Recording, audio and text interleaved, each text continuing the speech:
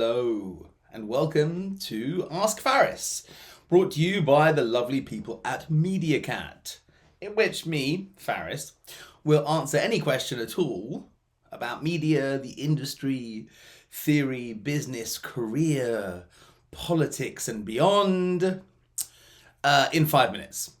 So the idea is you submit questions, I put 5 minutes on the clock, I answer the questions, whatever you want. Ask Faris.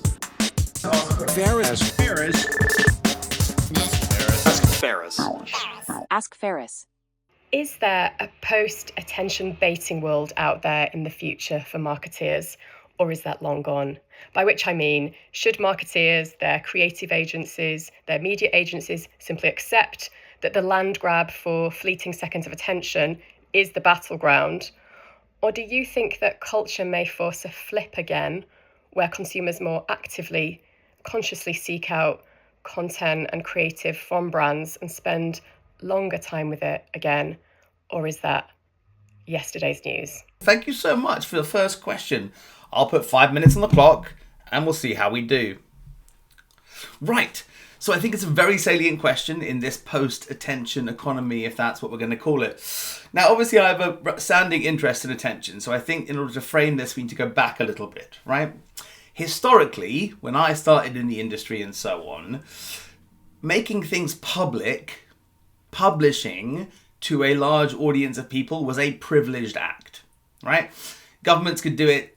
Media companies could do it, advertising can do it, and that was sort of it, right? Public access being kind of a small, thin aspect at the bottom of the media stack in America, and public service being something different anyway in the UK and Europe. When digital and social media came online with what was called Web 2.0, suddenly consumers started producing content. And the amount of attention that is available in humankind is a finite capacity, in the sense that your attention is a function of being an awake consciousness. There is a number of people in the world, and once media companies have reached them all, there's no more growth in that penetration effect, so you need to increase time of use, right? So there's an arms race and an intensely competitive race for attention over the now plateauing amount of time we spend consuming media, which is like 12 hours plus a day in mature markets, which is most of your day, right? So there's a lot more time to squeeze in, which means that inherently the space becomes competitive. The amount of attention is finite, but the amount of content produced by people as opposed to brands, let's say, or even media companies is many orders of magnitude larger, and we now have the exponentiating function of AI, which will allow content to proliferate in some forms infinitely, functionally speaking. So, yes, to some degree, it is going to be ever and always has been important to find ways to both attract attention. Now, in advertising terms, attracting attention isn't sufficient because you need to attract attention in a reliably consistent way or coherent way over time. It's difficult. You'll notice because of these kinds of mechanics, people use hooks a lot in social and content-driven places. You'll see, or at least I see when you go on TikToks that have suddenly become viral, that the people tend to have tried out lots of different hooks and formats until they find something that sticks and they just play with that, which is sort of like campaign development in a way. But to the latter half of your question, I do believe, yes, people have become entirely deluged, not just in information, which is now a complex set of ideas, but in things that want their time and money. It isn't just that entertainment and media is everywhere, it's that things want your time and your money. And that transactional aspect of sort of extractive, endless incrementing of human consciousness and attention feels like there is a reaction occurring to it. That's why I think our newsletter continues to do well, and newsletters in general are a sort of calmer space of more curated content than the sort of fire hose of the feed and its algorithmic peculiarities depending on platform. That said, I think most brands fail at content marketing. I think it historically was sort of the nominal reserve of B2B marketing. We call it knowledge marketing, where you demonstrate what you know publicly in order to create business around those knowledge sets, specialisms, domain expertises, and so on, right? When Seth Godin sold his first company, which was an email marketing company in like the 90s, he talked about permission marketing. And the idea of permission marketing was that you get a customer once, you develop a relationship with them through an identifier like an email and so on with programmatic, and that you enrich that relationship over time with something they wanted to get in their inbox. Now, in my experience of brands emailing me, with very few exceptions, it's stuff they want to sell me and not stuff I just want to read about. To me, that isn't content or market, it's just selling. So, attention's still difficult. I do think the quiet spaces will happen, and I think that will have to do for question number 1. I thought an alarm would play now, but apparently it didn't. Very good. Hi Faris, the leading holding companies are creating the ultimate digital ID solution, enabling precise targeting of anyone, anywhere for any purposes. Meanwhile, everyone I know who makes purchases has a profound distrust of targeted digital marketing. What do you make of this dichotomy? Historically, I wrote a paper called Personalized Advertising is an Oxymoron because advertising cannot be personalized. Personalized commercial exhortations that are addressed to a person is called direct mail, regardless of the medium through which it's delivered. That is what I believe fundamentally. So, what did I think happened? So, the possibility of proving conversions with persistent digital IDs of various forms, be it cookies and post-cookie tracking and so on, the attempt was to try and resolve some of the stochastic elements of advertising, to try and show the cumulative impact of large amounts of work within a certain time frame as a sale.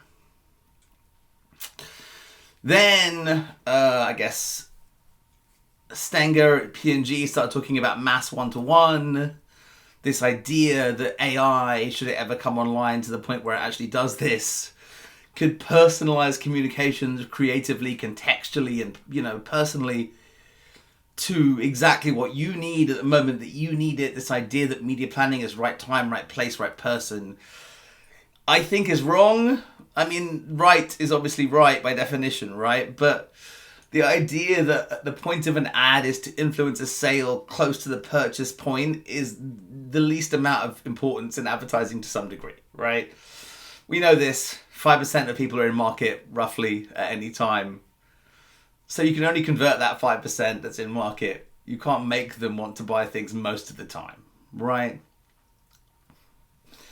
The dichotomy comes from, at one level, what's possible and perceptible through dashboards, and at one level, a sort of dehumanizing of the industry to sort of assume that the true-ish old maxim is that any significantly relevant piece of advertising is indistinguishable from news is no longer the case or necessarily useful, because news isn't something we have any scarcity of at this point.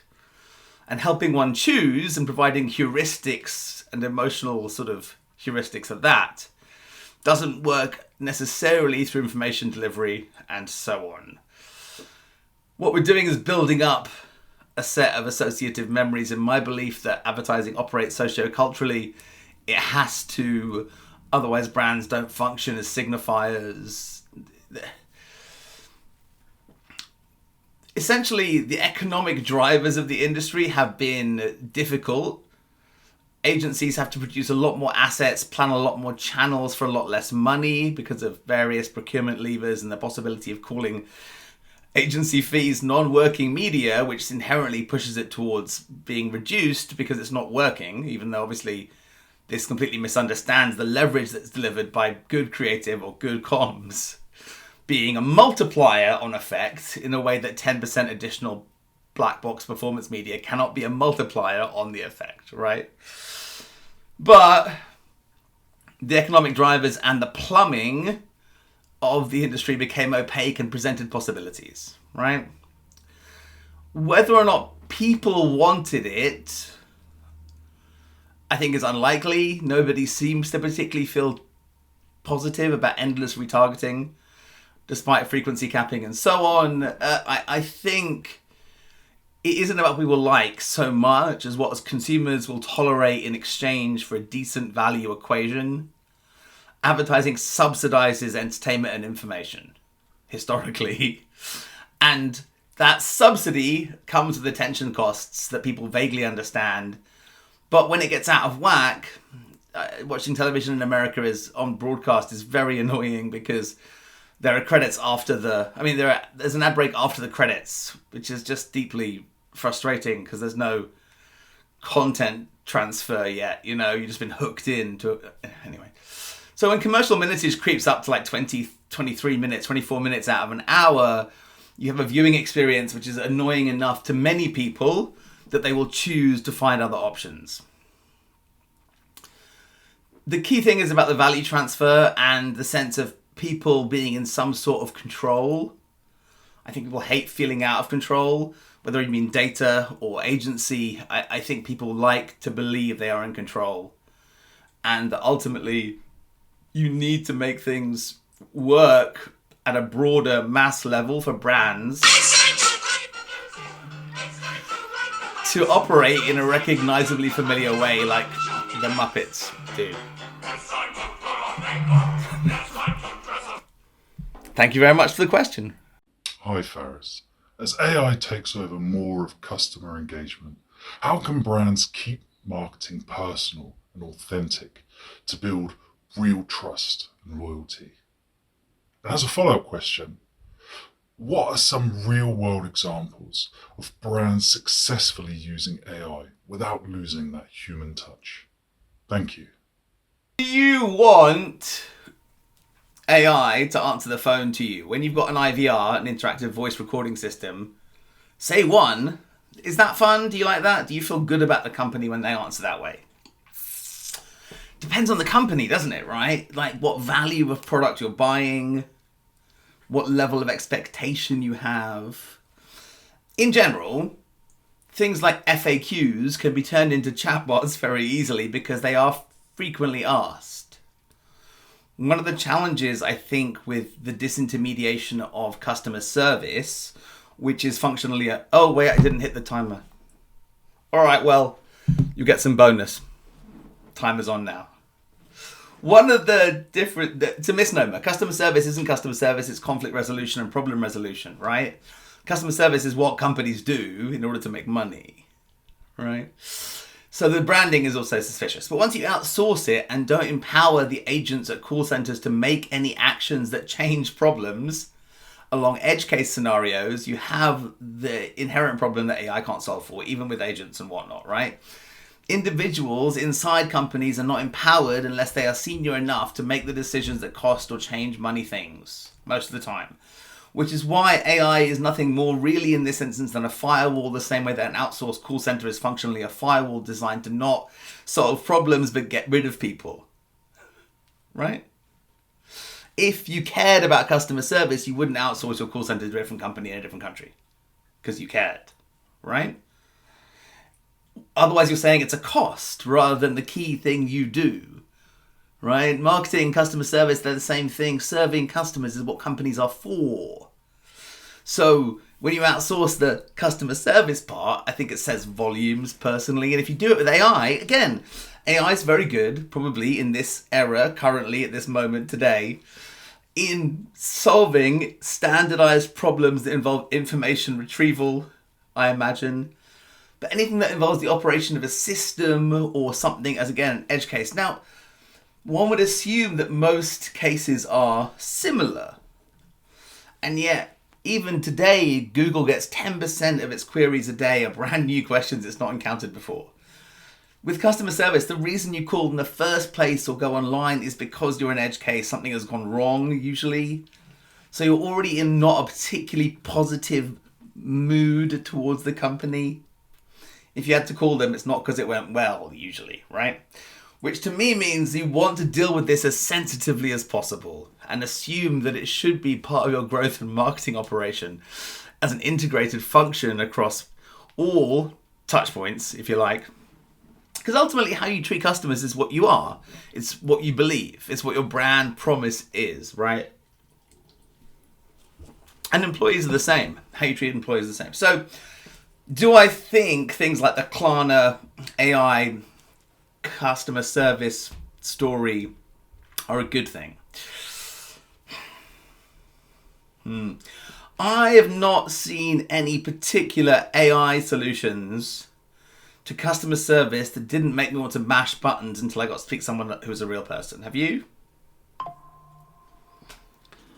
I just think if you're willing to call somebody, you should get someone to answer the phone, which is tricky though. I know, it's really hard.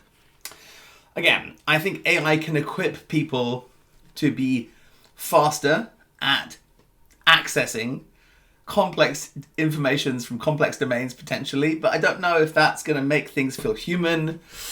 And I think the whole era of customer service maximization, the Zappos moment, if you like, came because customer service was so poor, because it's perceived as a cost center, because customers historically didn't have enough reach to be important in brand terms.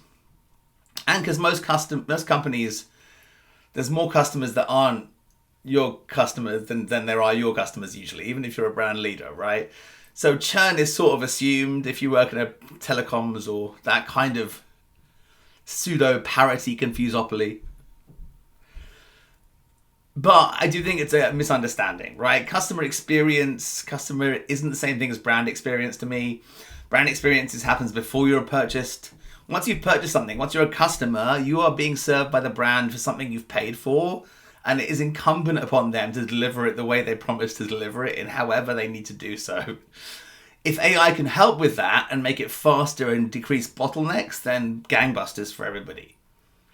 I just suspect the instincts of companies to save money in these sort of areas won't lead to the kinds of support that we always hear about from Nordstrom's or the Four Seasons. And not all companies are luxury service providers, but Zappos wasn't either, and their brand story was derived almost exclusively for the first 10 years until they were bought by Amazon on their particular approach branded to customer service. Faris. Faris. Faris. Ask Faris. Ask Faris.